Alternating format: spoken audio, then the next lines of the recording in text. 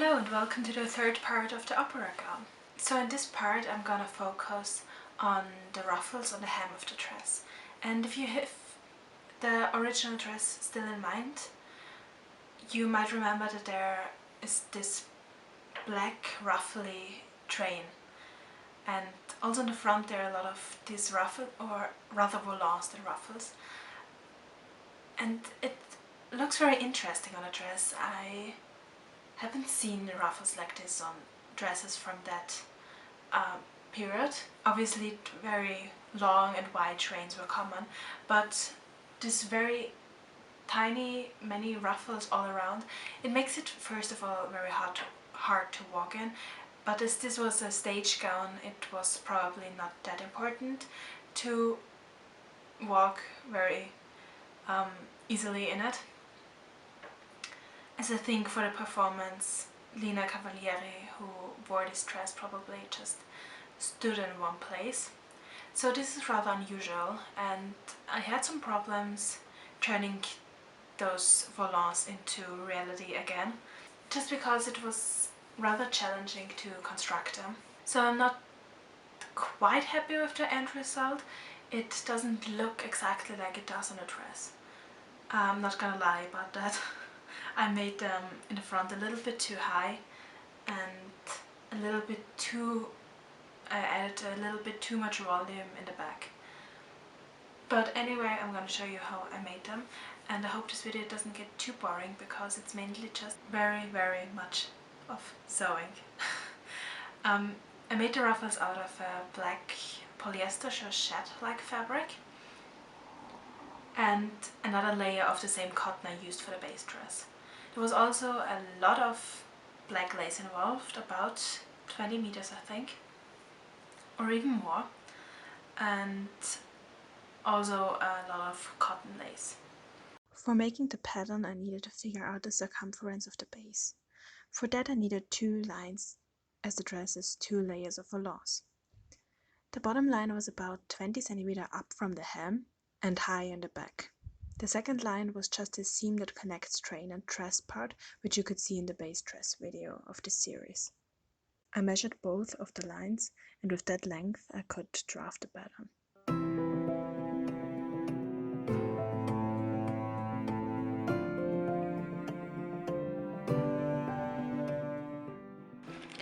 Hi guys, so yesterday evening I worked on the pattern for the volants of the dress and got all of them done. At least the pattern. But the pattern itself was really complicated enough. I did really mess around a lot, but I think it works now. So this is the bottom volant for the front, and this is the top volant for the front. And you know, volants are always sewn on straight, and then through straightening this curved edge right here, the ruffles are building up. I hope you can imagine this. And this is the one for the back, and because it's so large I just made this one, and for the upper pleat ruffles, volant, I will add a little bit, like I will add 10 centimeters at the very back. This is the back right here, and this is more or less the side seam, and this is another side seam, and this is the front again. So I hope you can imagine this a little bit better. Yeah, and this is just more or less straight. It doesn't taper down like this because this is at the back, it's wider and it goes smaller on the side seam.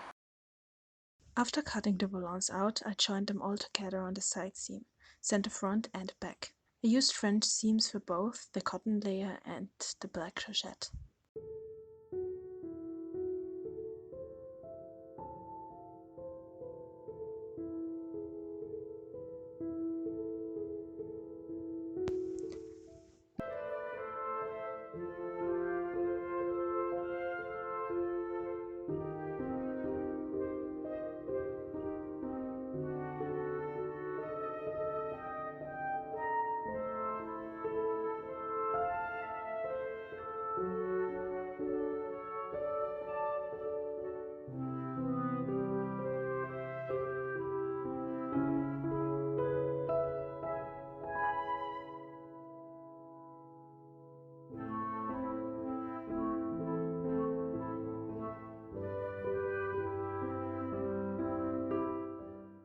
Then I started hemming everything, which took quite a long time.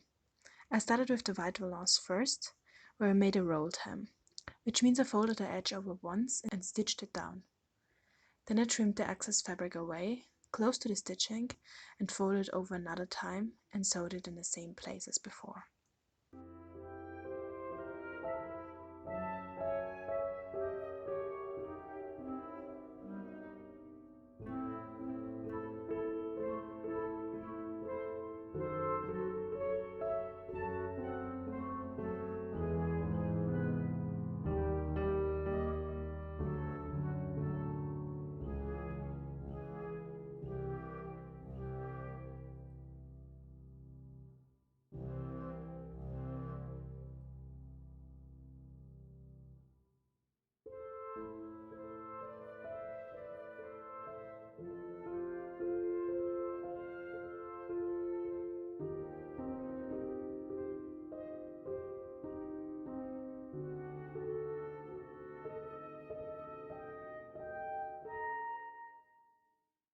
The white bottom volant got some lace sewn on all around.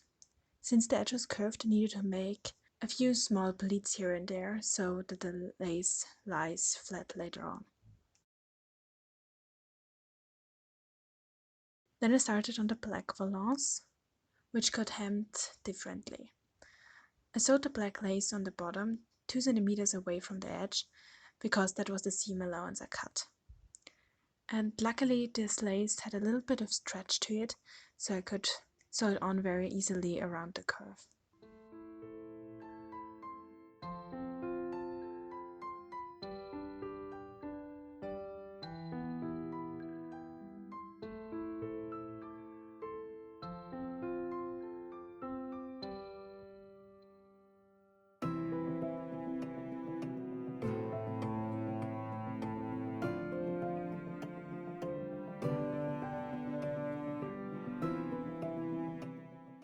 Then I trimmed the edge with pinking shears so they don't fray, and I folded the seam allowance over and stitched as close as I could next to the lace. So the allowance is secured to the inside and the stitching isn't that visible.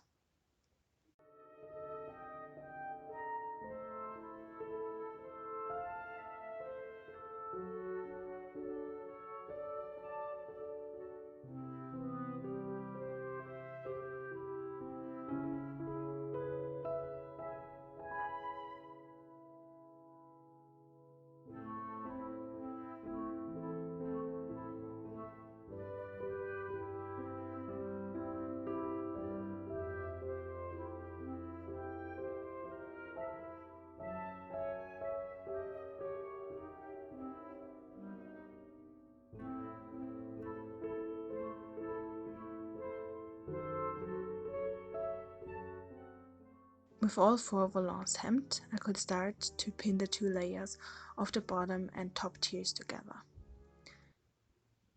I pinned them so that when laying flat, the white peeks out just a little bit, just as it was seen on the original dress.